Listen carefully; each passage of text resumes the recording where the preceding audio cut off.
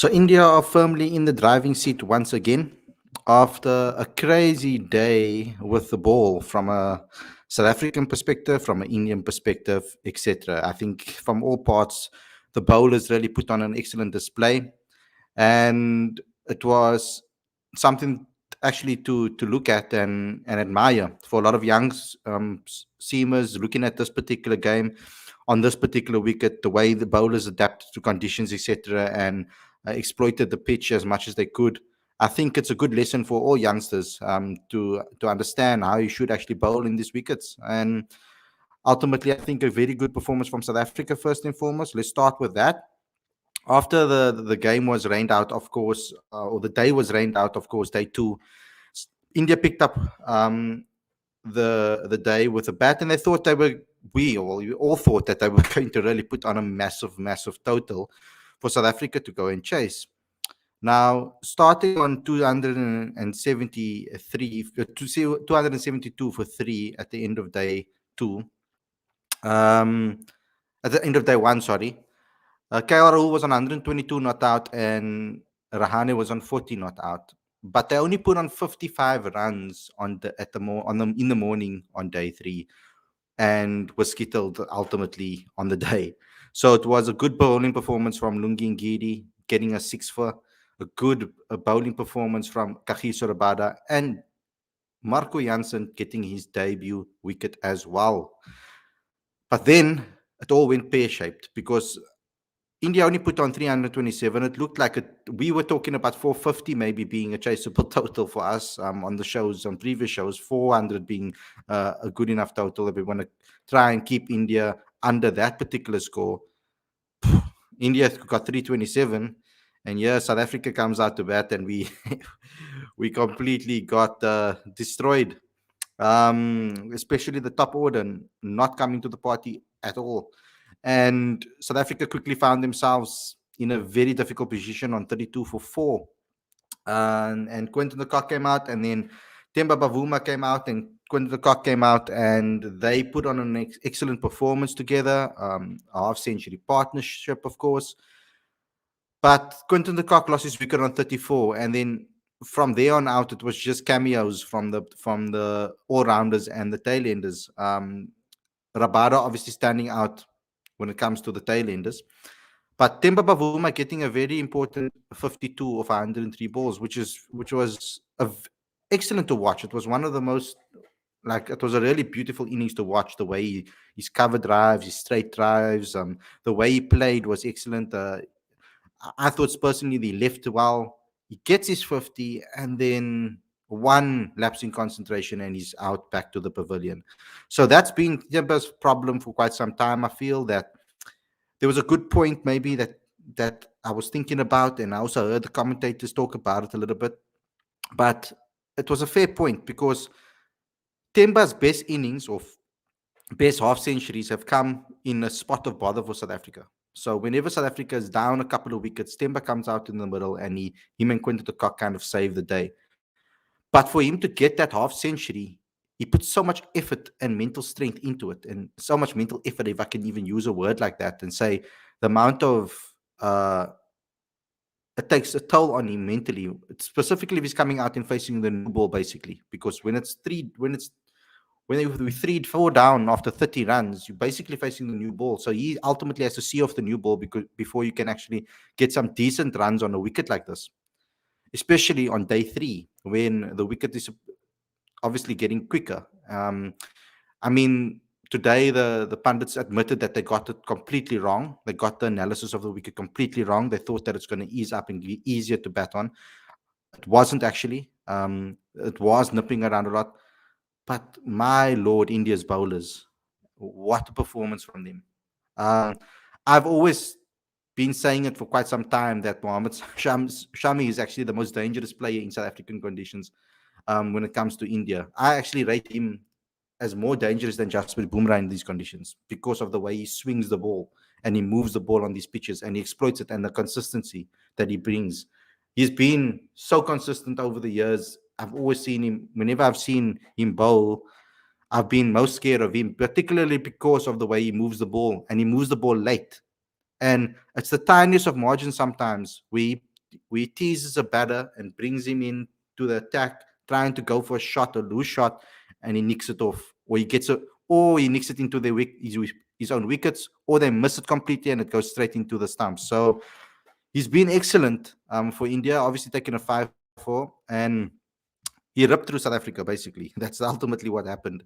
I would have liked to obviously see them bowl, bat a lot better, South Africa. I mean, particularly the top order, because yes, Temba Bavuma batted well, but once again, not getting an opportunity to really put on runs and get a century.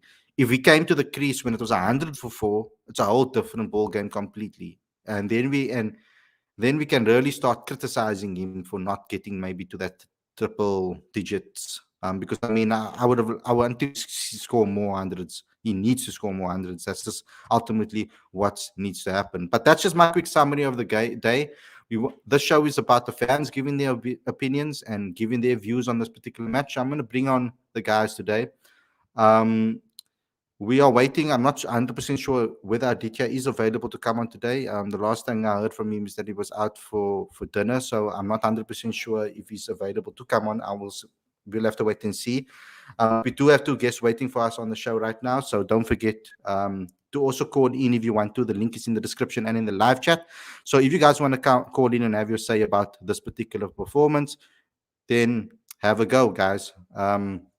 It's up to you. I think Marco Jansen's wicket today, obviously as well at the end, getting a second wicket. That's the line we want to see from him. Of course, he needs to bowl that line. So 16 for 1 India, but essentially they are ultimately 146 for 1, basically, if you want to look at it like that. But okay, let's get into today's show, guys. Really excited about this one. Call into the show if you want to have your say and get involved with the live chat, and smash that like button too. Also subscribe to Cricket Fanatics Magazine Monthly. The link is in the description. Every issue is 100% free, straight into your inbox. So let's get into today's review.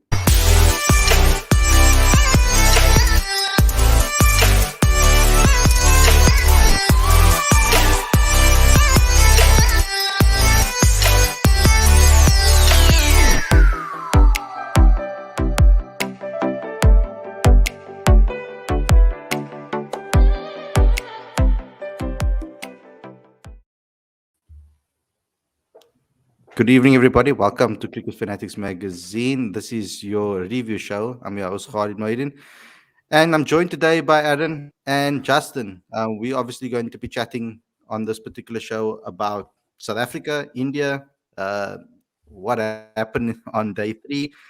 I'm hoping that we can bowl India out cheaply or something and win the game. But I mean, highly unlikely. I don't know. I wouldn't say highly unlikely because anything can happen in Test cricket. You never know. But ultimately, a draw I'll be happy with. If we can pull off a draw, miraculously pull off a draw here, hopefully get helped by rain a bit, then it would be I would be satisfied with the draw going into Johannesburg. Tuan Olivier will probably come back into the attack, and maybe we'll have to wait and see.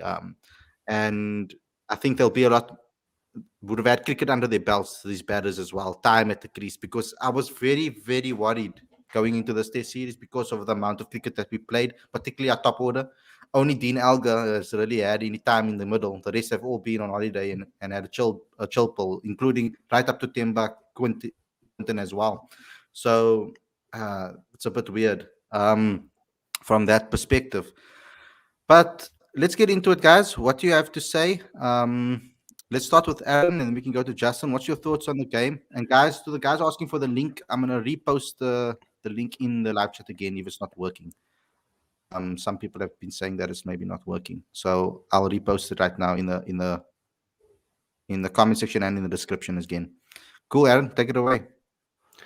Yeah, Harley. Just before I get into my thoughts, can we just put an embargo on the Ashes for today? Can we have no mention of that, please? That's just my one request when it comes to today's review show as an England fan. But in terms of the South Africa-India test, yeah, India really have flexed their muscles today. I thought they've been absolutely sensational. In particular, Mohammad Shami. I mean, what a way to bring up your 200th test wicket as well with a 5-wicket haul. His 6th career one in the test arena. He's fantastic. He really is a fantastic bowler. Exactly. I'd agree, Harley, to be honest. And he was just absolutely militaristic in terms of his precision and his accuracy in today's Test match. The one thing that I will say from a South African perspective, a bit disappointed with the dismissals. I will say that, in particular, Mulder's. Bavuma's was a little lapse of concentration. He'll be very disappointed by that. He was set for a big score, unfortunately, got out for 52. And then also Quinton's as well. I mean, he was just trying to dab it down to third man, wasn't he? Chopped on. And yeah, he was absolutely livid with himself. So a combination today of great bowling from India, some, I'm not going to say lacklustre batting, but less than favourable batting from South Africa at times. And yeah, I think it's pretty safe to say that India are in the ascendancy in this match and probably favourites to go on and win it from this position. Justin, from a batting perspective, I mean, obviously brilliant bowling from Lungingiri. I'm happy that he hit back like he did because, I mean, he was getting so much criticism and I couldn't understand why. But he was getting so much criticism on social media. But besides the bowling, we'll get into the bowling a little later because I would like to actually get Ashwani's points. He's waiting in the back end as well, as our first fan calling. But tell me about that batting. What do you think is going wrong? Because this has been an ongoing problem for quite some time that we perform like this with the bat. We either have one person that carries us, like Dean or Aiden or Rassi, and then on the other times it will be like a rescue job from Quentin Ember in the other times that we play. So it hasn't necessarily been a consistent vibe where we feel like until 6 we are batting, everybody's putting on a performance. Like we've all been wishing for those days when you see like 50s from the top 3 and 100 maybe as well thrown in there too, a couple of hundreds, those type of batting innings. What do you think is going wrong? Good evening, everyone. Firstly, I think you need to start by asking, I don't think we got anchors in this team. As in, I don't know if we got... Firstly, we got to remember, all the experienced guys is gone. Because I was watching for SABC, and with the rain yesterday, they were showing a little of the previous time we played India year, and we had the class of Amla and AB, and we were also on these guys' defense. We were also struggling then. It was basically a battle of the X Factor players. That was what the series came about, and at the moment, you just kind of feel. Firstly, I felt we were rushing the scenario a little bit too quickly. I think we were too adamant of wanting to try and play for a result to catch up to India's first inning score, where as indicates a likelihood of being a draw if you're going to play on to your full strength. So you also need to, how do I say, respect that that's the possibility, and it's better to rather play solid, get runs up front, take your time, play the ball on its merits, leave the good ball. You don't always have to drive it. You don't always have to run it down to third man. It's okay to just leave. It's okay to play defensively. That's fine, because for me, that's the mentality we should have had for today. And I felt our mentality was more, we wanted to play aggressive cricket. We were too focused of catching 300 plus, where I think we forgot the central basics. And I also want to say, Bas, I don't think there's a structure in the batting lineup. As in, I don't think everyone's got I don't think we all know what their roles are. As in, is Keegan Peterson playing the anchor?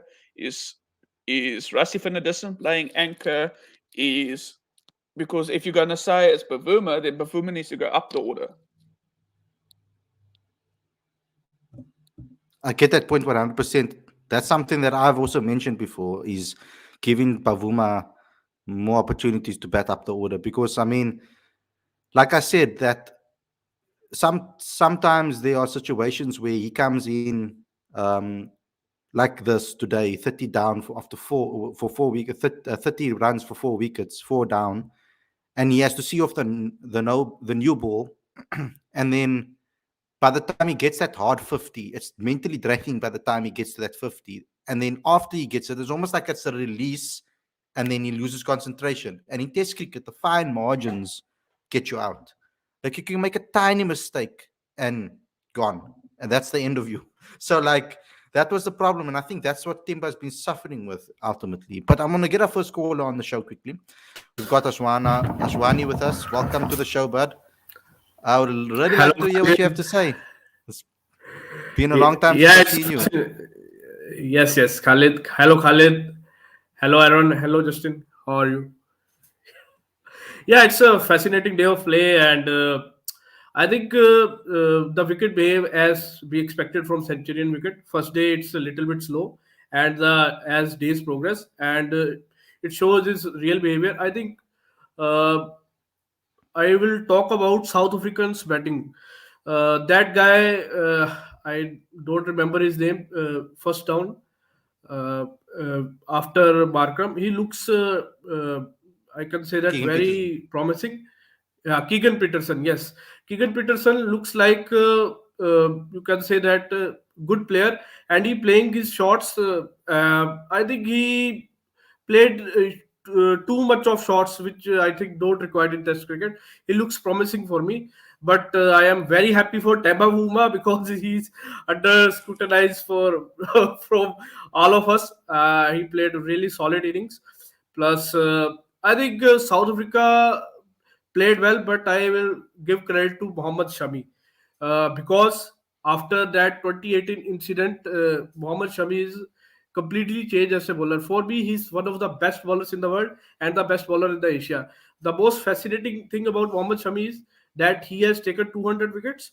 That is taken by Kapil Dev, Ishant Sharma, Zahir Khan, and Jovagal Srinath.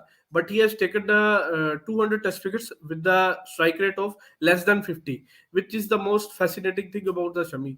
And his seam position is, I think, is one of the best in the world. Alan Donald always praising him about his seam position. I think before him, I saw the best seam position, that is of Jimmy Anderson and Shanta Kumar and Shirisan, who has also fantastic record against South African. Khalid really knows about Shirisan's exploits in South Africa.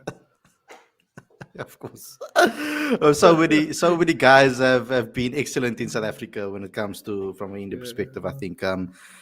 So I want to ask you, uh, how do you like, for example, you made a very excellent point there, and actually a couple of good points that I liked. The first one was chasing deliveries, playing loosely at balls that they didn't need to, playing with hard hands as well. That's what I noticed. Is a lot of those batters did that where they didn't need to.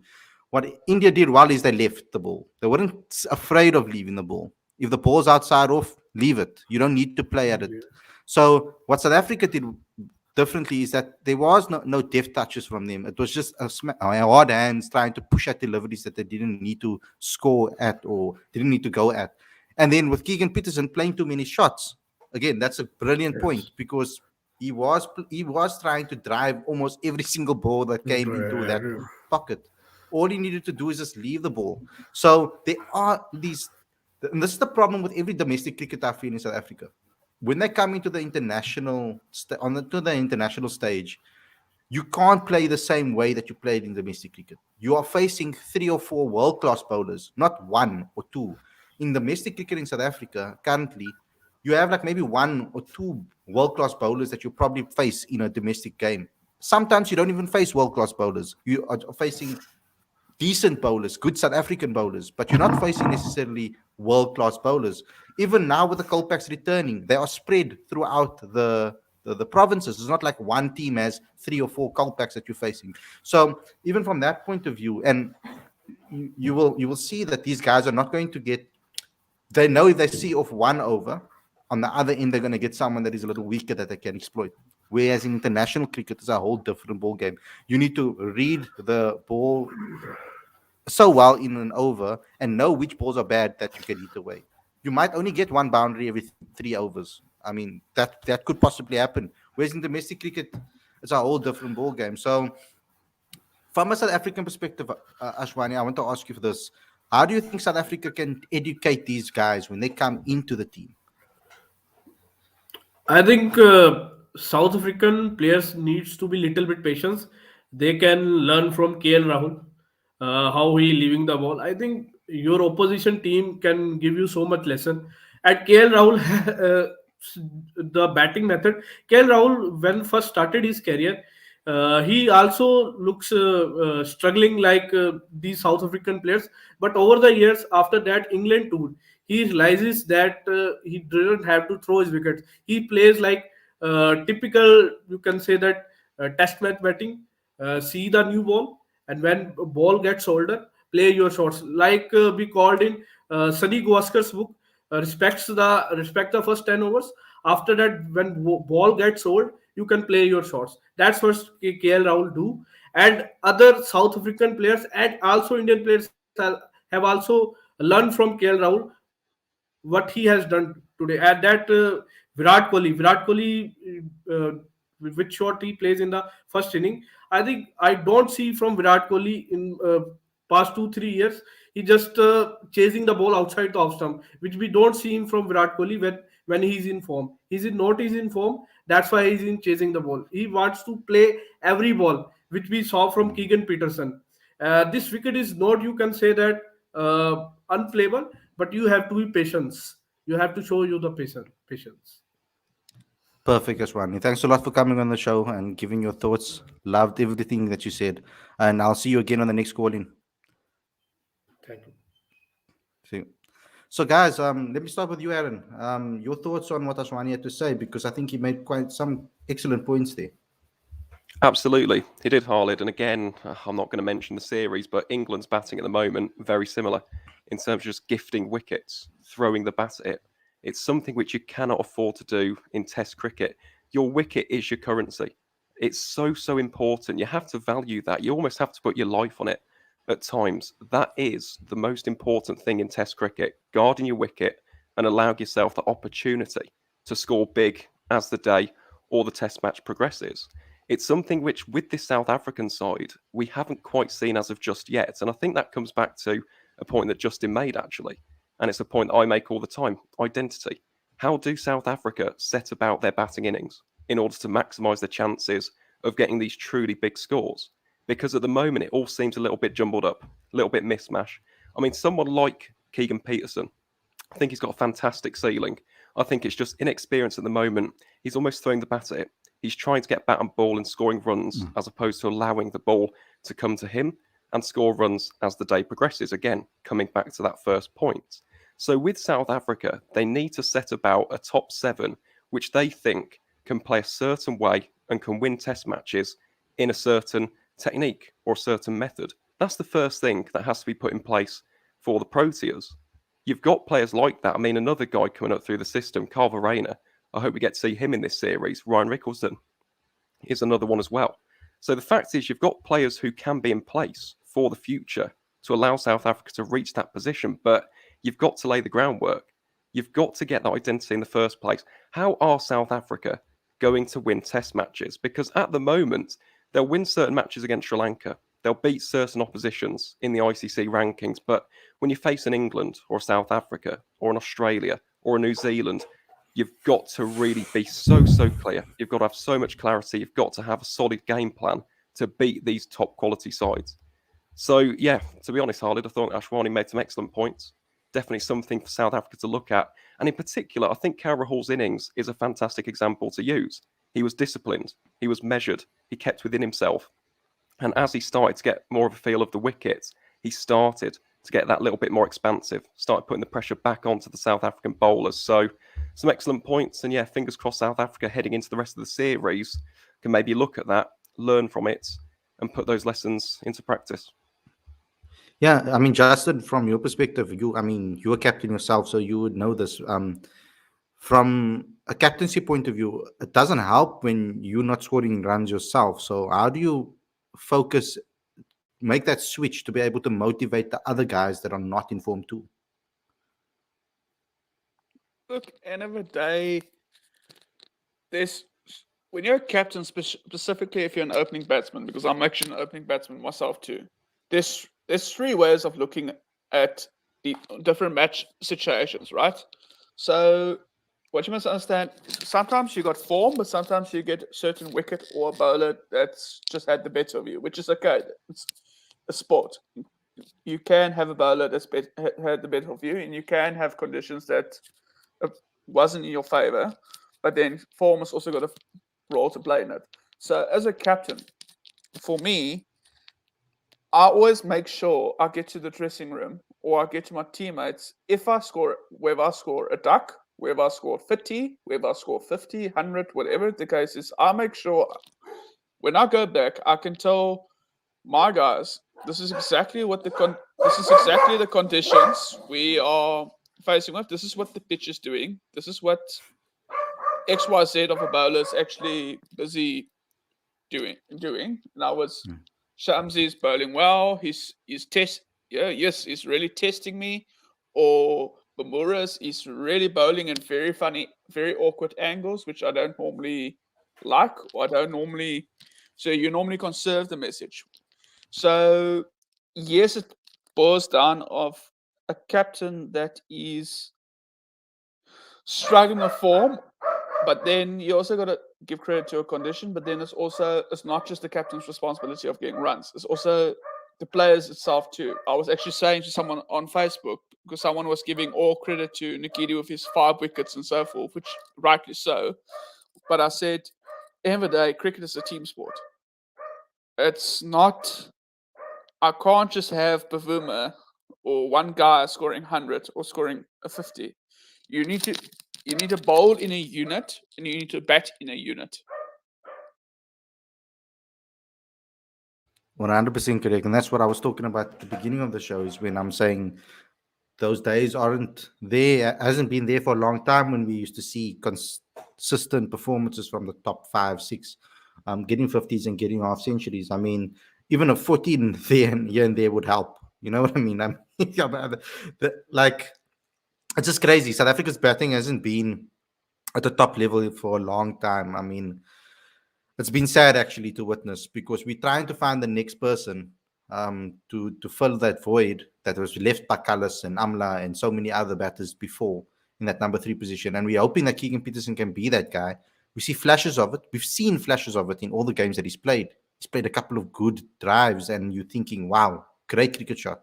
But then he just does one too many. He needs to be a little bit more patient and understand that, you need to leave the ball as well. I mean, it helps you get your eye in too. I mean, that's just from my perspective looking at it. Not only getting bat on ball is going to help you from getting your eye in perspective. Yes, it does help a lot if you can get bat on ball. It gives you confidence just to hear that ball hit the bat, but don't chase it. A bowler is not in Test cricket. It's impossible for a bowler to bowl 200 balls on the spot, in the same spot. Oh, come on, please. To be so consistent, he's going to bowl a couple of loose deliveries, and those are the ones you need to go after. I've seen Quinton de Kock also do the same thing so many times, chasing balls that he shouldn't. And then, I mean, the opening ball of the day for him, he chased the ball that he shouldn't have, and he got dropped. He was lucky to still be at the crease. So it's even the one that when he went out. This is the 3rd time I think I've seen him chop onto his stumps now in the last couple of series that he's played. The last couple of games that he's played. So there is an issue over there. Dean Elgar going out the same way as well. So we need to look at it. I don't know. Maybe the analyst needs to sit with them and give them some tips. I don't know how much that actually will help them.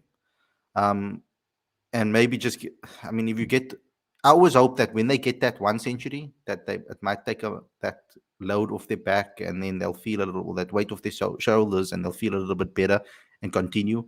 But then they get stuck again down the line. So it's not like it's consistent. Dean Elgar, yes, has been our most consistent batter in the last 2 years. But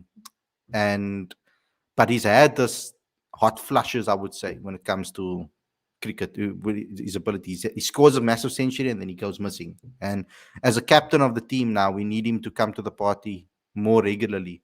There can't be a situation where he's losing his wicket in the first over anymore. I don't think that should be happening. We've got another caller. We've got Lorenzo waiting for us right now. Welcome to the show, bro. You can have your say. Hi, you guys good? Yeah, good on you, man. Good to see you. Yeah, good, man. Not so good day to be Proteas fan, eh? But yeah, I think our bowling this morning was excellent. I thought Ngide and Rabada. I think the one thing about the Rabada is the one thing I'm a bit skeptical about him is his pace. He's not bowling that quick anymore. Remember when he started, he was bowling 145 plus. He's not touching that anymore. I think the quickest ball he bowled yesterday was 140, 142, 141. So, and as Mike Heisman said in commentary, when Rabada bowls 145 plus, he's a different bowler altogether. He can move at that pace. He swings come into play. So I think he needs to work on his pace. And as you said also yesterday, Khalid, I mean, this has to be his peak. So he must bowl quicker, not get slower. So yeah, and on the betting front, I'm really, really disappointed. I think we started off poorly with our with our captain again. Um, in the first over, that set the tone for us. So I thought, yeah, here we go again. But I think we shouldn't be surprised also. I knew this was going to happen because our betting was our Achilles heel for the last couple of years. Keegan Peterson looked very, very well at the crease. I think he got a good ball. Um, and then I'm really, really disappointed that Rasif Edison. I mean, just the ball before, he played outside off, the ball dropped short. The very next ball, again, went hard at it, and then he got eventually got caught. So I think our batsmen really need to get a grip if you want to compete in the series because it's going to be our batsmen versus their bowlers. So this bit will come from if we want to compete, we need to bat well. And then just one more thing. I really don't think Van Mulder is of test killer as of yet. Seriously, guys. You can't. He averaged 35 in our domestic scene, what 500s, which is okay. But I think he needs to play more domestic cricket, score more hundreds in domestic cricket, take more wickets in domestic cricket to be considered a top all-rounder in international cricket. That is my point of view, guys. I mean, the guy for me is out of depth. I'm sorry, he just is. He's not good enough to play for the Proteas at Test cricket. One day, yes, T20 maybe. Awesome. Okay, thanks a lot for coming on the show, Lorenzo. You can hear our response now. You can comment, obviously, and let us know if you're talking crap about it. But thanks a lot for coming on the show. Cheers, guys. Okay, let me start with the Van Mulder situation. This is my view on it. And then I want Aaron and then I want Justin, you guys to weigh in on this as well. Because with Van, it's a difficult situation for me because he is still very young. So we need to decide. We've already threw him into the deep end back then when he was 19, when he was 20, right? 21. So we've already thrown him into the deep end and did that with him as a bowler. When my views on Vian is when I first saw him play, Kai Majorowicz, etc., for some Scythians, etc., the first thing that I saw was a batter, not a bowler. Some games he didn't even bowl. So there were situations where I thought this guy's a top order batter, they can bowl.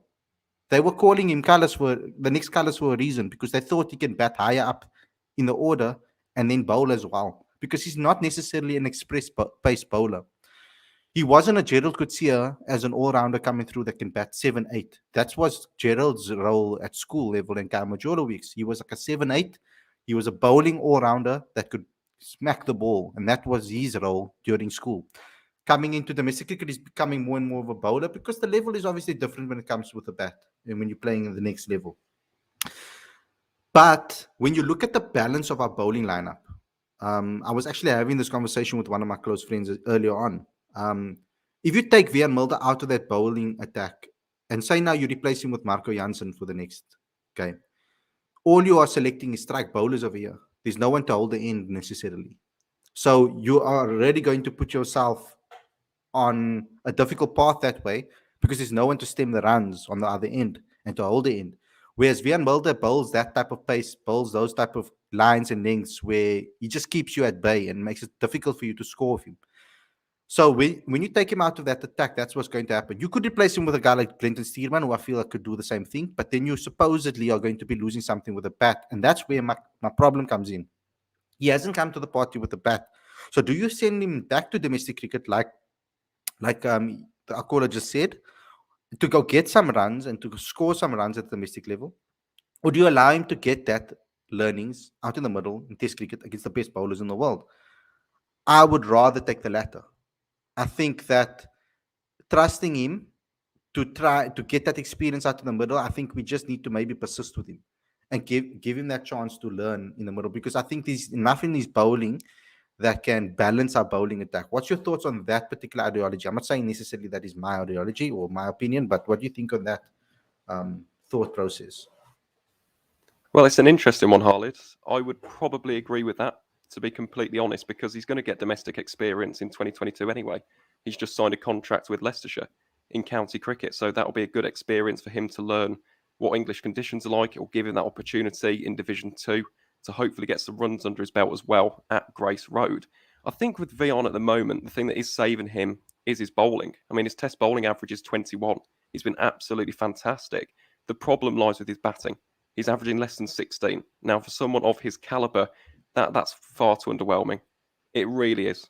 He should be averaging quite a bit more than that, to be completely honest. I mean, if you look at some of the other number 8s in the world, Ashwin, Wokes, just to name a couple, they're not averaging 16, are they? So in terms of the balance of the side, he needs to do more with the bat. I think he's done an excellent job with the ball. But then again, we talk about that batting, and in particular facing the best bowlers in the world. You do learn that on the test arena. He gives you something a little bit different. As you said, Khalid, holds up an end, offers you that control with the ball. For the time being, that can be almost his niche in the side. But in the long term, he is still only 23. He's got plenty of time to learn. In the long term, he needs to pick up the mantle with the bat as well. Because if South Africa do suffer collapses, he's going to have to put up some more resilience, some more grit, some more resolve. And I just saw his dismissal today. And honestly, I don't know what the thought process was. Because wasn't it the over before? He went for a big, expansive drive, then almost had a moment of reflection. And he went, maybe I shouldn't be doing that. And the next over, he gets out to it. So I didn't quite understand that personally. But no, I definitely think in the long term, he's a good fit for South Africa.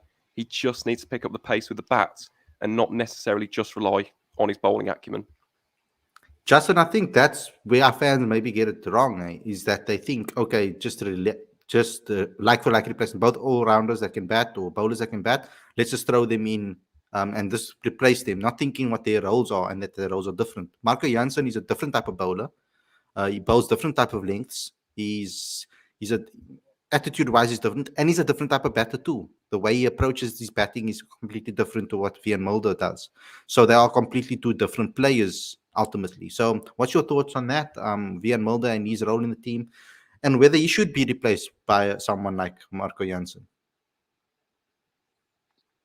I think the problem it goes back to what I said earlier. I think it starts by I don't think we got clarity of what's our roles in the team. I don't think the batsman knows what the role is, because you must also remember it's difficult for a youngster or an inexperienced player to really fill in if the seniors themselves don't even know what's the role.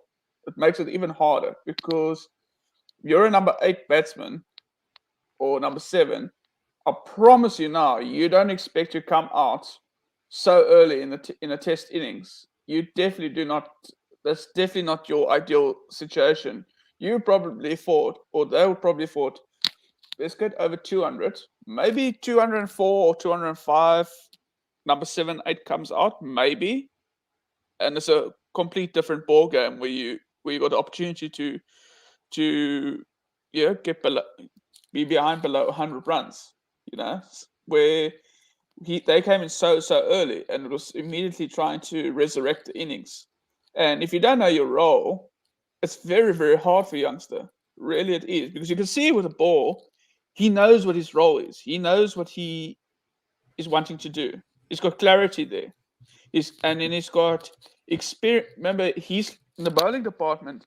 He's leaning on KG Roboto. He's got so many experience to lean on. Where with a bat, if your seniors aren't doing well, who does he lean on? Just think about that one. De Kock didn't do well, so you can't lean on De Kock. You can't lean on Rassie van Lissen because Rassie didn't perform. Markram didn't. He had a good start, but he didn't do well. Captain failed. So what's his role? Is his role now to try and, bearing in mind he's yet to get off a mark with a 50, he's yet to get off the mark with 100. So it's also confusion. But then you must also, I definitely do think he is a future of South African Test cricket, because we can always do with an all-rounder. An all-rounder is always beneficial in Test cricket. But what you must also remember, South Africa does not have a lot of all-rounders. We don't have a lot. That's There's the one situation Mike Hazeman still said, and I'll give it to Alan over here, is where England, they speak about it so often, is to find a genuine all-rounder is very, very rare and difficult. Look at Australia. The Cameron Green, I actually do rate him, but then Australia doesn't have a pool of all-rounders. A guy like a Callis comes once in a billion years. You don't find players just like that. You don't replace guys just like that. So if these are the two top all-rounders that we got at the moment, bowling all-rounders, if I dare say that, then unfortunately that's what we got. So if the game plan's to have an all-rounder in your team, that's the two that you're going to end up switching around with, or deciding which one of the two are you going to stick with, because that's what you have in your disposal. And then again, I guess it all depends on what happens now on day 4. It could go South Africa's favor. It could. We don't know what the conditions are going to be tomorrow. Is there going to be rain tomorrow? Does South Africa have to play? There isn't, is there? Well, we never know in Pretoria. Like, we thought there was going to be rain on day 1, and there was absolutely nothing. So you never really know if there's going to be or not going to be. But I'm just saying, generally speaking, I mean, a lot of people thought this whole test was going to get rained out before this game started. We never thought that we were going to see the end of this. And that's why people are calling for the rain right now. Because in Pretoria, you never know. Like, I've been there already for matches where it's literally blue skies and it's hot. And I'm in a shorts and a t-shirt and I'm thinking, I'm going to go out and do some fan cams. I'm walking around on the grass. And then all of a sudden, out of nowhere, there's rain. And I look up and I'm like, where's the clouds? There's no clouds. It's thunderstorms. I'm talking about lightning and shit happening. Like, I'm looking up and like, where's this coming from? That the call of like stop the day's play early. Like, it's crazy in Pretoria. Like, it's just it's like almost like a different world there. But we don't know what's going to happen. We need to see. Maybe South Africa is going to have to show their skills in a different way by maybe seeing out and playing for a draw. Maybe that would be their best option going into this match towards the end of this last 2 days. But we're going to have to wait and see what happens on day 4. I hope you guys will be back tomorrow again. The two of you back tomorrow again for some more chat about it. And let's see where we end up tomorrow. Well, yeah, I've got no Ashes cricket to watch, have I now? Got no late nights. So, yeah, I'll be back tomorrow, Khalid. Don't you worry about that. The only thing I will say, if South Africa are to get back into this game, right, let's say that they can limit India to a somewhat competitive target to chase down, what do you think would be the absolute maximum that South Africa could chase down in these last 2 days?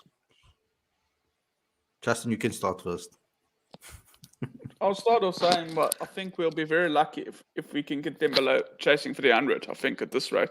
And I do believe there's a talk of rain on day 5, so we might have the luck.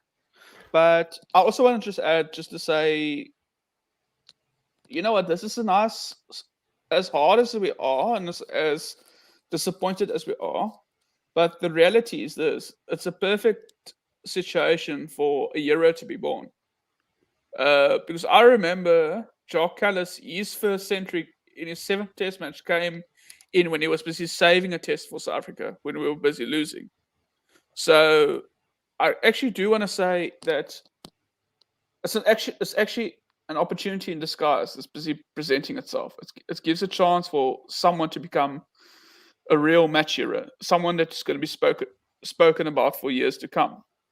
And this is a nice situation. We actually all hope for that. But then I think if we can pull through day 4, and if there is going to be rain on day 5, I think we'll be very happy with the result. But then I want to end off saying, whatever happens here, I feel there's a lot of talking points, and I feel there's a lot of things we need to learn very quickly before the second test. Because if this is what is happening now in your next 3 tests, I think we're in massive, massive trouble. I think we really, really need to try and find some positivity to show India that this is what we're bringing to the table.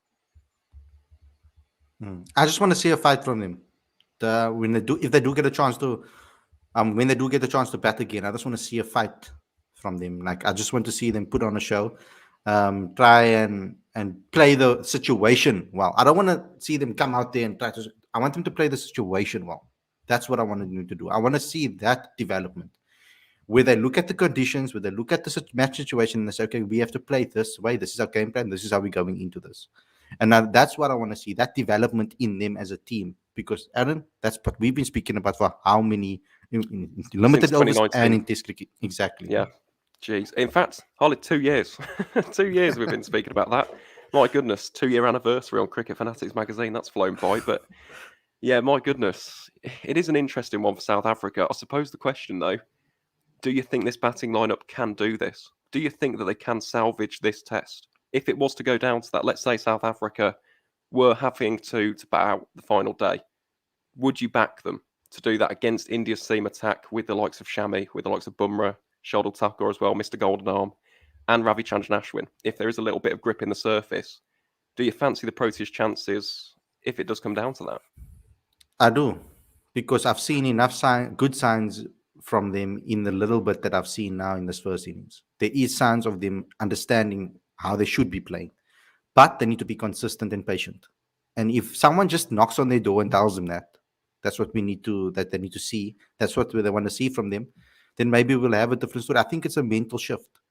I think they just need to understand that that's the situation and that's how they need to play. I think Dean Alga definitely has the capability. And after the first, he's the type of guy that loves to bounce back. So I think it's a perfect situation for Dean. This is going to be a perfect situation for Dean. And I hope Aiden can obviously play off that. The guys will obviously talk a lot again tomorrow. So I hope you guys enjoyed this review show. Smash the like button, comment, share, subscribe, and click the notification bell. Also subscribe to Cricket Fanatics magazine monthly.